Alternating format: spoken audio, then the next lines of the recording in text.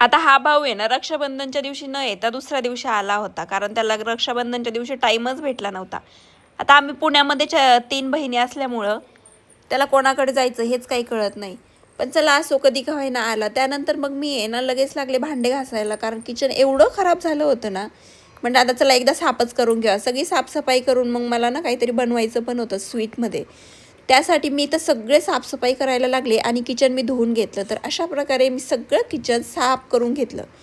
तर चला आता मला ना त्या दिवशी मी डीमार्टमधून एक गुलाबजामचं पॅकेट घेऊन आले होते. तेच मला बनवायचं होतं. आता तर चांगला मौका पण होता, सणवार पण आहे, म्हणून म्हटलं चला बनवावं.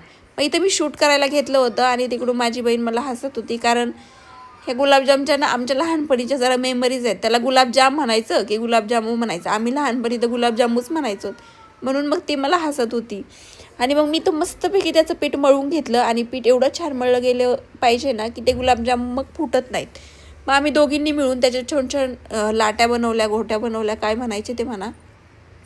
त्यानंतर मग हे सगळे झालं बनवून आणि मग तेलात टाकावं म्हटलं आणि त्यानंतर तेलामध्ये टाकलं. तेवढ्यात पाहुणे आले. मग पुढचं शूट करायचं राहूनच गेलं. मग काय, पाहुणे गेल्यावरती डायरेक्ट गुलाबजाम फुगलेले दिसले ना.